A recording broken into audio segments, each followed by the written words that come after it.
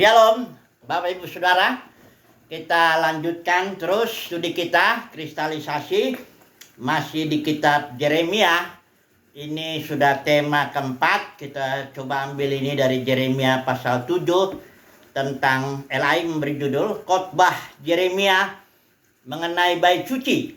Ya, ini bait suci ini kita tahu dalam konteks perjanjian lama itu simbol daripada kehadiran Tuhan, ya, atau simbol ya kemuliaan Tuhan juga di sana karena awan kemuliaan itu turun.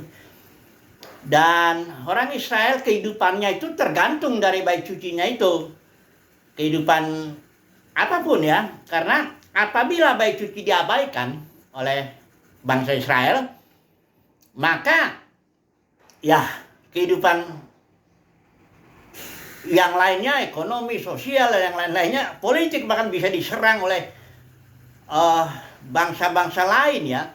Jadi sentralnya di sini, selama bait suci dipelihara, ya. Nah, kewajiban orang Israel ada terhadap bait suci ini. Pertama ya dia harus kasih perpuluhan untuk suku Lewi, karena hanya suku Lewi yang boleh melayani di bait suci, ya. Imam-imamnya harus suku Lewi, imamnya harus keturunan Harun malah.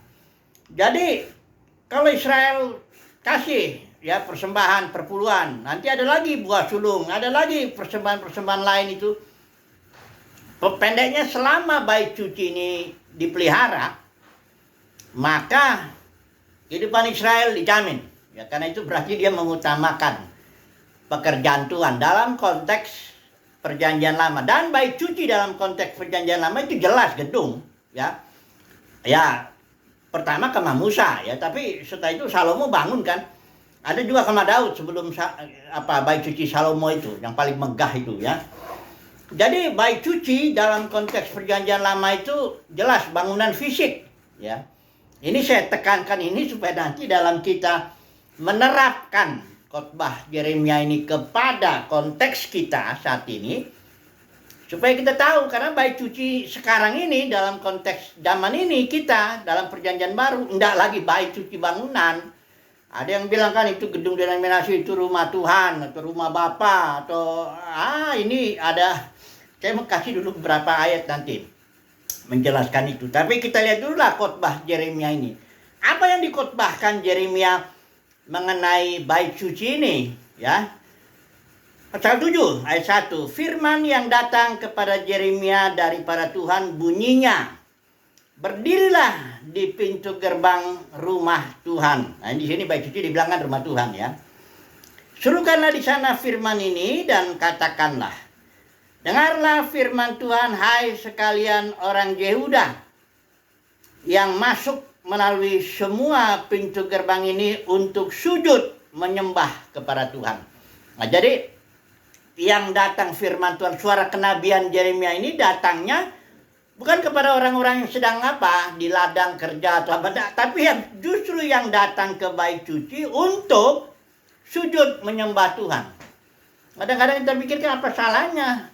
Karena ini teguran, ya, teguran dari Yeremia, suara kenabian kepada orang-orang yang sedang mau sujud tadi, mau sujud kepada Tuhan, mau melakukan ritual. Ya, kalau ritual di bait suci kita tahu kan korban-korban persembahan, korban bakaran, korban sajian. Semuanya lah menurut aturan Musa itu ya. Terutama dalam kitab Imamat itu ada peraturan-peraturan tentang korban. Banyak itu.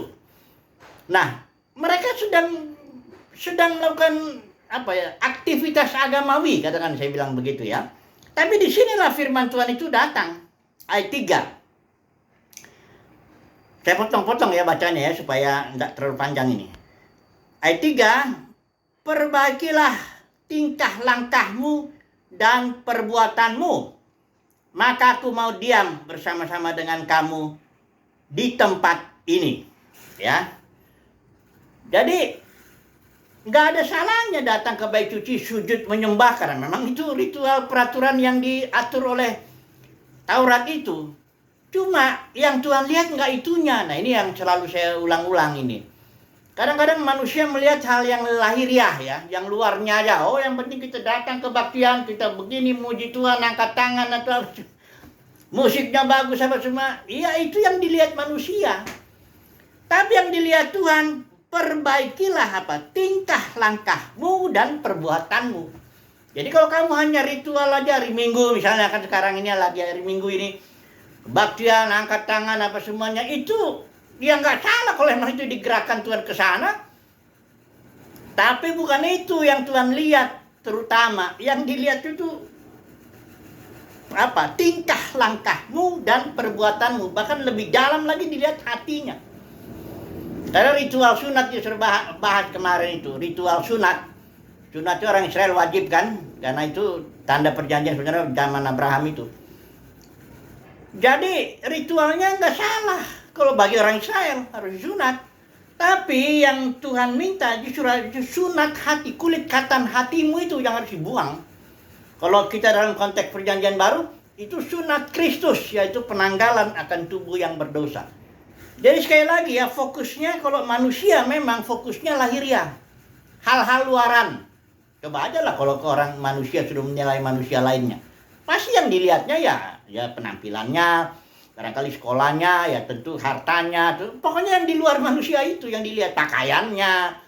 Ya semua yang dilihat yang di luar, pendidikannya. Tapi kalau Tuhan melihat manusia, dia nggak lihat yang itunya. Dia lihat ke dalam. Makanya Samuel bahkan seorang nabi ya, itu sempat salah. Bukan sempat, memang ya salah lah.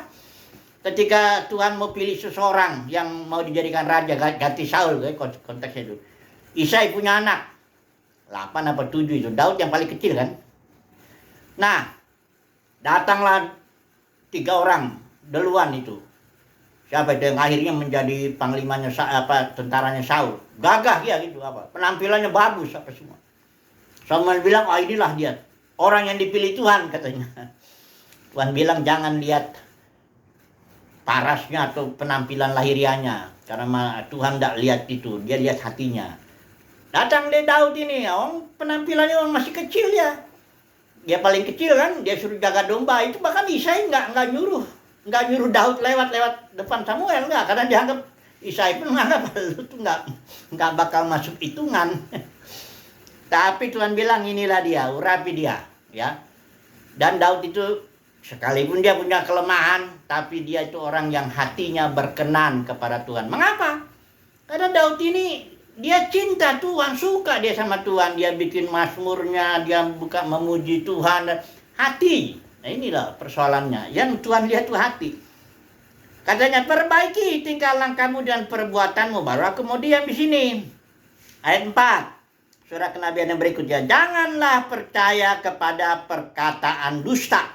Apa sih perkataan dusta? Bunyinya begini. Ini baik Tuhan. Baik Tuhan. Baik Tuhan. Maksudnya apa di sini? Apa?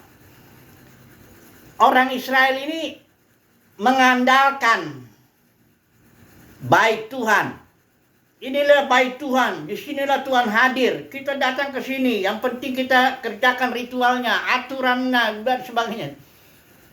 Jangan gitu kata Tuhan. Bukan soal ini baik Tuhan, baik Tuhan. Yang Tuhan lihat itu di sini nih. Jika kamu sungguh-sungguh melaksanakan keadilan di antara kamu masing-masing. 1 ya. 2, jangan menindas orang asing, anak yatim, janda. 3, tidak menumpahkan darah orang yang tak bersalah. Ini udah ayat 6 ya. Di tempat ini. Dan tidak mengikuti Allah lain. Nyembah-nyembah yang lain. Cobalah lihat saudaraku ya. Ini orang Israel ini mengandalkan. Bukan mengandalkan dalam arti gini. Pokoknya saya sudah penuhi kewajiban saya. Saya sudah datang ke bait Tuhan di sini. Bait suci. Ya. Saya sudah lakukan ritual-ritual apa yang diminta. Ini itu sudah saya kerjakan. Jadi dia jadi bangga gitu, jadi kemegahan ya, kayak orang Farisi. Ahli Taurat itu juga bangga itu dia, karena dia merasa dia udah paling suci lah gitu. Kelihatannya dia udah paling benar gitu loh ya. Terus Tuhan bilang jangan kau bilang ini itu perkataan dusta kata Tuhan. Jangan ngandalin ini baik Tuhan, ini baik. Kalau konteks sekarang langsung aja kalau saya bilang jangan ngandalin. Aku sudah melayani ini, ibadahku begini, gedungku besar apa semuanya. Jangan dulu deh. Ya, teologiku yang paling benar begini, bukan itu dulu. Yang Tuhan lihat ini, ada nggak keadilan di antara kamu masing-masing? Apakah kamu menindas orang asing, yatim, janda? Ya. Kemudian tidak menumpahkan darah orang yang tak bersalah, artinya bikin kelakuan yang gak adil sama orang-orang dia gak salah, terus dia tersingkir atau sebagainya. Dan tidak mengikuti Allah lain. Ini soal batin juga nih ya. Karena begini, ibadah itu makanya saya bilang, ibadah dalam konteks perjanjian baru itu bukan soal-soal lahiriah. Ibadahnya sudah dalam roh dan kebenaran. Nanti kita lihat bait Tuhan itu apa. Siapa? Apa itu bait Tuhan? Ya. Jadi inilah suara kenabian. Dan kata Tuhan ini mendua hati juga orang Israel ayat 9. Macakan kamu mencuri, membunuh, berzina, bersumpah palsu, bakar korban kepada Baal, mengikuti Allah lain dan tidak kamu kenal. Kemudian kamu datang berdiri di hadapanku di rumah yang atasnya namaku diserukan sambil berkata, kita selamat. Nah, supaya dapat melakukan segala perbuatan yang keji ini. Perhatikan saudaraku. Ini orang Israel ini di zaman Yeremia ini ya dia merasa karena ada perkataan dusta itu. Biasa, bukan biasanya, memang dari nabi-nabi palsu suara itu. Karena dia bilang selamatlah. Nabi palsu itu udah saya bilang cirinya dia selalu ngomong damai sejahtera. Udahlah, nggak ada masalah kok. Tuhan mencintai kita, Tuhan memberkati kita, Tuhan nggak dilihat dosanya itu, nggak dilihat di dalam hati orang itu. Nggak dilihat ada penindasan, anak yatim, janda dibiarin dan sebagainya. Itu nggak dilihat. Dan tidak dilihat Allah lain yang di dalam batin orang itu. Nabi palsu itu nggak ngelihat yang itu. Karena dia sendiri juga seorang yang rakus uang, ya cinta kemuliaan manusia. Itu Nabi palsu. Makanya Nabi palsu itu umat Tuhan tuh senang. Udah gitu pertama dia mayoritas. Udah gitu umat Tuhan senang menyukainya. Ini kan ada di sini dikatakan. Perhatikan nih, pasal 5 ayat 31. Para nabi bernubuat palsu, itu artinya damai, tenanglah, nggak apa-apalah, Tuhan berkati, penuh kasih karunia, kok dia gini, sebagainya. Para imam juga ngajar semena-mena, maunya dia aja. Nah, dan perhatikan ini, umatku menyukai yang demikian. Itu persoalannya. Kenapa nabi palsu ini subur? Di setiap zaman itu nabi palsu pasti mayoritas. Ya kalau di Alkitab kelihatan hanya Ahab aja waktu zaman Ahab. Itu nabi palsunya, nabi Baalnya aja udah 400. Sebelum nabi Asyera 450 itu berapa itu? Total itu berapa itu? Mayoritas dia. Ya. Tapi kenapa dia bisa berkarya kata di antara umat Tuhan? Kenapa guru palsu laku? Pertanyaannya. Ya, saat ini juga nih saya bicara. Tahu saudaraku, bedain guru palsu sama guru asli itu. Gampang. Guru palsu selalu ngomong damai sejahtera. Nggak pernah dia mengasih tahu realita apa adanya umat Tuhan tuh. Nggak dikasih tahu. Pokoknya dia mengarahkan, ini surat Yudas itu. Tuhan penuh kasih karunia. Tuhan baik. Tuhan mencintai engkau. Tapi diarahkan kepada hal-hal yang lahiriah dan tidak melihat batin daripada umat Tuhan itu. Itu yang menjadi penyakit guru palsu ini. Jadi umat Tuhan tidak ada yang bertobat mendengar itu. Malah makin bangga dia nanti. Ya, oh Tuhan berkati saya gini-gini. Padahal Tuhan dah lihat itu dulu. Batinmu itu gimana? Engkau menyukai Tuhan atau menyukai berkatnya? Itu pertanyaan-pertanyaan Tuhan tajam tuh ke dalam. Kayak pedang bermata dua tembus itu ke dalam. Dilihatnya motivasinya apa? Mau melayani Tuhan gitu di dunia kekristenan. Mau cari apa? Cari uang. Mau hidup dari pelayanan begitu, cari jabatan, cari kemuliaan manusia. Itu yang dilihat. Bukan dulu khotbahnya, atau gedungnya, atau ritualnya, atau organisasinya, atau program-programnya. Bukan itu. Bukan itu, saudaraku. Makanya ibadah dalam konteks perjanjian baru itu seperti Yohanes 4 itu. Ibadah dalam roh dan kebenaran. Ya, nanti kita lihat umat Tuhan. Satu lagi lah kita ambil dulu di sini. Suara kenabian ini. Ayat 11 ya. Sudahkah menjadi sarang penyamun di matamu rumah yang atasnya namaku diserukan ini? Kalau aku, kata Tuhan, aku sendiri melihat semuanya itu. Artinya aku melihat ini sarang penyamun. Ini bukan baik cuci seperti yang dibanggakan oleh bangsa Israel. Bukan. Tuhan melihatnya, ini rumah yang atasnya namaku disebut itu adalah rumah sarang penyamun. Bukan bait Tuhan, sarang penyamun. Nah, kalau nabi yang kayak Yeremia, ini nabi sejati nih, nabi besar ini, dia tahu dari Tuhan, dikasih tahu ini bukan bait Tuhan, ini sarang penyamun. Walaupun bangsa Israel semua imam-imamnya, nabi-nabi palsunya, yang mayoritas itu bilang, enggak, ini bait Tuhan, ini bait Tuhan, bait Tuhan. Malah dibanggakan. Sama aja dengan dulu, lihat zaman Yesus itulah, kita lihat tuh. Bait Tuhan yang dibangun, bait suci yang dibangun, sebenarnya dibangunnya oleh Zerubabel, tapi dipugar oleh Herodes dengan alasan politis itu ya. 46 tahun orang memugar itu supaya jadi megah sekali lah. Jadi di sana ada organisasinya, Sanhedrin. Imam besarnya Kayafas zaman Yesus itu. 70 anggotanya. Di sana ada Gamaliel, seorang yang dihormati. Ada Nikodemus, ada juga Yusuf Arimatia, seorang kaya. Memang mereka yang di sini itu orang-orang yang terhormat. Orang banyak sangat menghormati loh, jangan salah ya. Kalau kita ini kan bilang orang Farisi ahli Taurat kayak jelek gitu.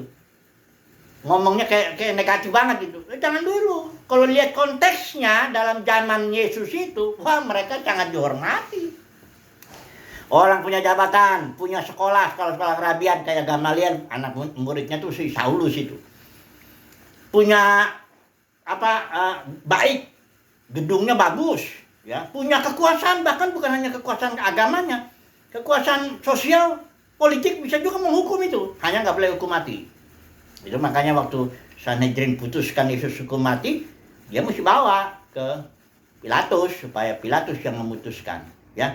Yang melaksanakan keputusan dari ini ya, jangan salah. Yesus mati diputuskan oleh si mahkamah agama Sanhedrin ini, Kayafas pada waktu itu ya, imam besarnya. Nah, jadi Yesus melihat, kan Yesus masuk itu ke bait suci itu kan, kita tahu itu kalau dalam Injil Yohanes itu tulis di depan. Langsunglah dia obrak-abrik itu. Karena kenapa?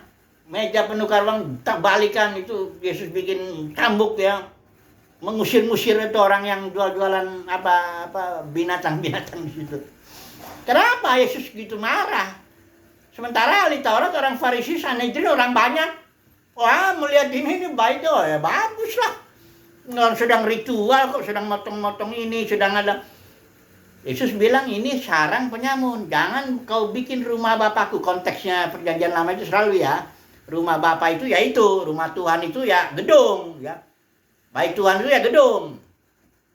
Jangan jadikan rumah Bapakku menjadi sarang penyamun. Kata Yesus. Kenapa? Ini sama ini. Nabi Yeremia juga ngomong gitu. Ya karena kau berdagang di sini. Kau cari untung. Ya jual, aku bilang kalau binatang di sini udah tahir, kami sudah periksa. Belinya di sini di pelataran itu. Kalau kau beli di luar, kami nggak jamin. Nah, kan gitu. Tapi harga di sini lebih mahal. Cari untung lah dalam ibadah. Jadi kalau orang cari untung dalam kekristenan ini dalam ibadah, baik kok ya tentu keuntungan uang pertama itu ya. Ini nabi palsu, guru palsu, apapun yang palsu-palsu ini pasti uang dulu. Karena ini yang menentukan nih, Tuhan bilang hamba Tuhan atau hamba mamon, ini dulu nih. You cari untung nggak dalam melayani Tuhan? Nggak peduli posisinya apa, nggak peduli lah. Cari untung nggak, dagang nggak? Ya, karena ini ajaran Bileam ini, kalau dalam kitab Wahyu jelas itu. 3 ajaran palsu, Bileam, Nikolaus, Jezebel. Kalau Jezebel merampas otoritas, kalau Nikolaus menaklukkan kaum awam. Sehingga kaum awam itu takut sama para pemimpin agamawi itu, ya. Banyak ajarannya itu, ajaran penundukan diri lah, tudung rohani lah, macam-macam. Inilah dulu, nomor 1, uang nggak? Fokus semua, ya. Kalau dalam logika Kristen justru ini sudah menjadi ajaran. Apa ajaran namanya? Ya terserah mau bilang prosperity teaching, atau ajaran kemakmuran, atau ajaran teologi sukses, atau apa. Tapi intinya kalau engkau kaya karena melayani gitu ya. Ingat itu ya. Kalau melayani Tuhan, engkau kaya. Ya bisa juga karena nggak yang lain. Pokoknya kalau namanya kekayaan lah. Uang lah gitu kan. Makmon. Kalau engkau banyak itu, makin tanda itu diberkati. Nah itu kan ajaran kan. Jadi kalau orang yang miskin, susah, hidupnya banyak masalah atau banyak, kalau jangan-jangan kok nggak bayar perpuluhan, diancam lagi. Jadi kalau sudah kekristenan sudah umum itu, sudah umum, merembet kemana-mana. Itu ada ke denominasi manapun itu ajaran sukses itu merembet itu. Walaupun nggak ngaku dia bilang ini aja, tapi kalau disurvei lah, ya jujur disurvei 1.000 orang di antara orang Kristen, mau yang dari kalangan manapun, dari manapun, bikin dulu orang yang diberkati Tuhan itu yang kayak gimana, atau orang yang melayani Tuhan tuh yang kayak gimana, nanti akan ditulis itu. Ya nggak banyak masalah, nggak punya penyakitnya gini-gini ya, ujung-ujungnya lahiriah lah ya. Sementara kalau Paulus tuh perjanjian lama, perjanjian baru itu Paulus waktu dia mau menunjukkan diri, saya ini hamba Kristus, yang ditunjukinya bukan saya punya gedung besar, saya ini sinodenya ini nggak boleh. Ya emang nggak ada sinode pada waktu itu. Paulus justru tunjukin kerja kerasnya, bagaimana dia dihajar, bagaimana dia kena karam kapal, bagaimana dihajar oleh orang Yahudi. Yang itu yang ditunjukkannya, ya. Dan Paulus pada waktu itu dia nggak mau terima uang bantuan sekali-sekali yang dari orang Korintus, nggak mau, karena banyak guru-guru palsu di situ yang makan juga. Jadi Paulus nggak mau, nanti saya seperti sama dengan guru palsu. Ya bukan berarti Paulus tidak pernah dibantu oleh gereja-gereja, ya gereja di Filipi, barangkali pribadi-pribadi ada juga membantu dia. Karena orang yang bekerja berhak ya untuk makan. Tapi bukan lain loh dengan yang guru palsu, nabi palsu ini, yang ajarannya aja emang udah ajaran ngawur. Damai sejahtera ya, ujung-ujungnya duit. Kan makanya ada khotbah itu kan, UUD.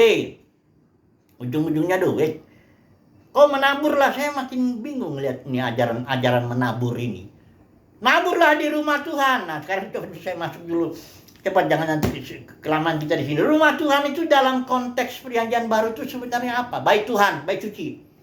Coba dulu kita lihat dulu di kitab Ibrani dulu ya kali ya. Kita lihat dulu ini. Ibrani pasal 3, kita cepat aja dulu ya. Ayat 5. Dan Musa benar-benar setia di dalam seluruh baitnya. Nah ini konteksnya baitnya itu di zaman Musa, tentu kemah Musa itu ya. Seperti seorang pelayan ya, dia setia sebagai seorang pelayan, sebagai suatu kesaksian yang akan dipercakapkan. Ini saya pakai ILT ya. Tetapi Kristus, Yesus itu selaku putra, dia bukan pelayan, putra atas baitnya. Nah ini bait Tuhan di sini siapa? Yang baitnya itu adalah kita. Jadi bait suci di dalam konteks atau rumah Tuhan atau rumah Bapa, apapun surah menyebutnya itu, dalam konteks perjanjian baru, bait suci itu adalah orang kita. Kayak orang kan tahu kalau gereja itu bukan gedung lagi, gereja adalah orang-orang yang dipanggil itu. Nah oke, coba dulu kita lihat lagi satu lagi, atau di dalam surat Korintus kalau kita bacalah, Paulus bilang bait roh ya. Kamu adalah bait roh. Roh Kudus diam di dalam hatimu, dalam batinmu. Itu sebabnya seluruh tubuhmu juga itu bait. Rumah Tuhan itu adalah kita. Di mana Tuhan tinggal? Di dalam batin kita. Ini Yeskiel 36 ayat 26 sampai 27 itu jelas itu. Aku akan memperbarui rohmu, kemudian rohku akan diam di dalam kamu. Tuh kita baca ini, coba ini sangat penting supaya kita tahu. Ini nubuat ini ya, Yeskiel. Nubuat dalam perjanjian, dalam kitab Yeskiel ya, tentang konteks perjanjian baru nih, sampai nih, coba dulu kita baca. Yeskiel 36 ayat 26-27 ya. Mudah-mudahan kesalahan nih, 26-27. Kamu akan kuberikan hati yang baru, jadi batin atau roh yang baru di dalam batinmu. Jadi batinnya dulu diperbaharui ya. Kemudian ayat 27-nya barulah rohku akan kuberikan diam di dalam batinmu. Nah, barulah kemudian kamu akan hidup menurut segala ketetapanku. Jadi kuncinya di batinnya dulu, diberesin. Kasih roh yang baru, kasih roh kudus. Nah itulah dia baik. Itu makanya baik Tuhan tuh dalam konteks ini membuat ke sana ya. Itu sebabnya baik suci dalam konteks perjanjian baru itu orang, batin orang, lebih detailnya itu batin. Ibadah dalam perjanjian baru juga bukan ritual-ritual. Yesus bilang sama perempuan Samaria, ibadah ada saja perempuan. Ibadah itu bukan di gunung ini, gunung itu. Kalau orang Samaria itu gunung Gerizim. Kalau orang Israel kan Yerusalem. Bukan di situ. Itu ibadah yang dalam hanya simbol. Karena perjanjian lama itu simbol. Kalau Kolose 2:17 mengatakan bahwa itu semuanya simbol. Hari rayanya, ibadahnya, sunatnya, apa semuanya, acara-acaranya. Realitanya adalah Kristus. Dan Kristus itu adalah hayat kita dalam batin. Ya. Jadi batiniah, ibadah perjanjian baru itu. Lihat aja perjanjiannya. Ini banyak orang Kristen dalam orang Kristen nggak tahu tuh perjanjian baru isinya apa ya. Kalau perjanjian lama kadang-kadang yang diingat ya soal Taurat tuh perpuluhan pasti ya, buat sudung lah. Memang perjanjian lama dia bersifat lahiriah, kalau perjanjian baru batiniah. Yang perjanjian baru itu isinya, coba dulu kita baca dulu ya. Ya ada di Yeremia ini apa nubuatnya itu ya. Perhatikan ini perjanjian baru di pasal Yeremia 31 ayat 31. Lihatlah hari-hari itu tiba, firman Yahweh, bahwa aku akan mengikat suatu perjanjian baru dengan keluarga Israel dan keluarga Yehuda. Ini nubuatnya Tuhan akan bikin, terutama memang perjanjian baru itu untuk orang Israel dulu. Baru setelah itu karena orang Israel menolak pada itu, zaman itu kan Yesus ditolak oleh Sanhedrin, nah dia pelayanan perjanjian baru itu dibawa oleh Paulus kepada bangsa-bangsa lain. Apa isinya perjanjian baru itu? Perhatikan ayat yang 33. Aku akan meletakkan Tauratku di dalam batin mereka.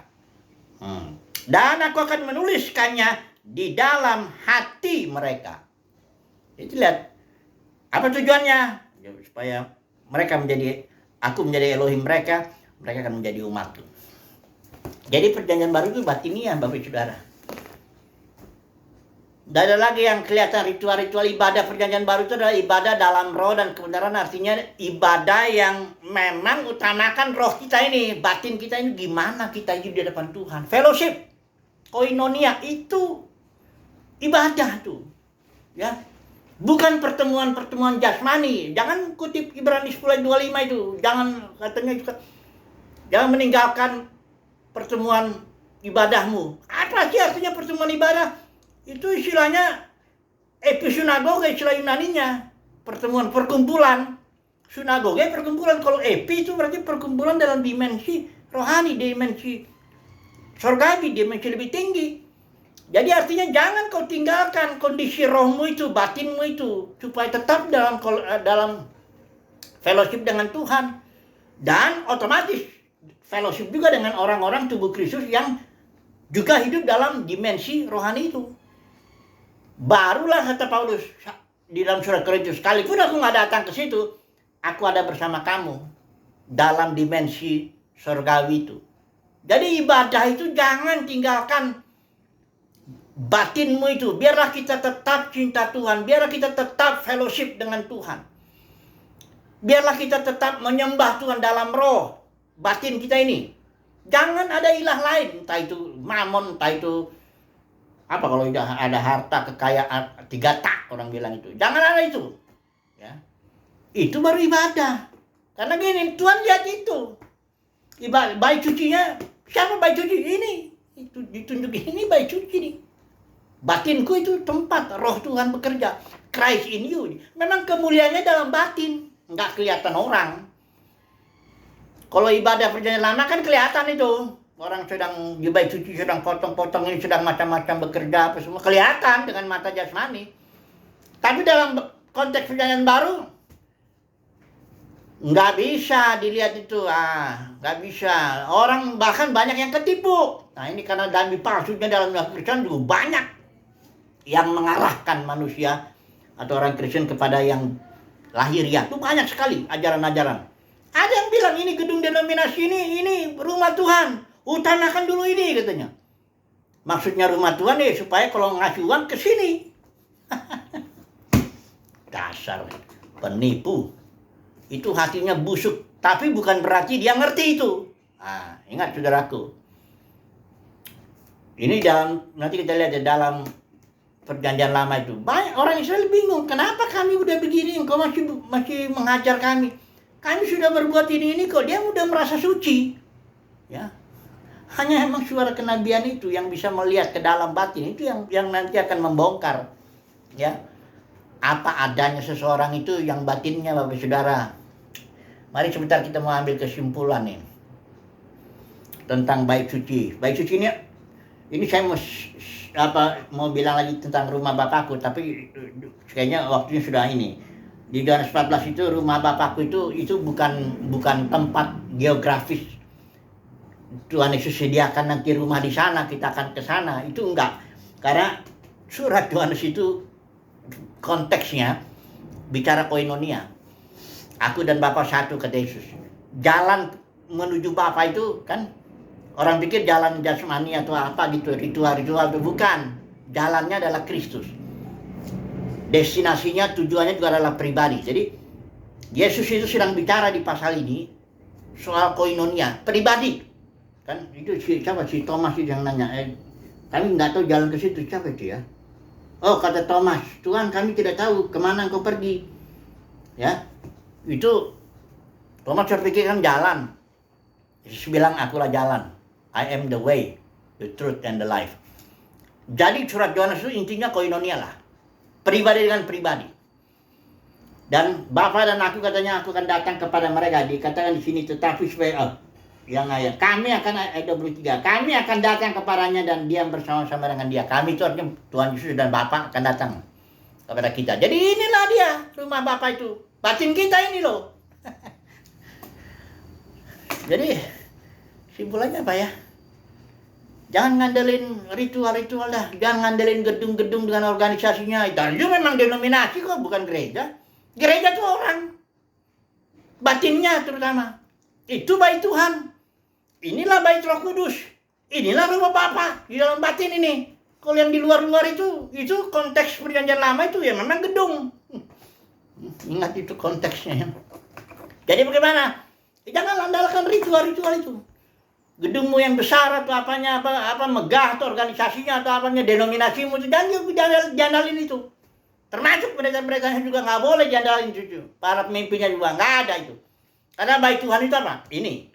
Rumah Bapa itu apa? Ini batin kita. Roh Kudus jadi mana? Di sini. Jadi mulailah kita membenahi diri di hadapan Tuhan dengan koinonia, dengan fellowship. Menyembah Tuhan dalam roh. Itulah dia ibadah yang sejati. Haleluya. Amin.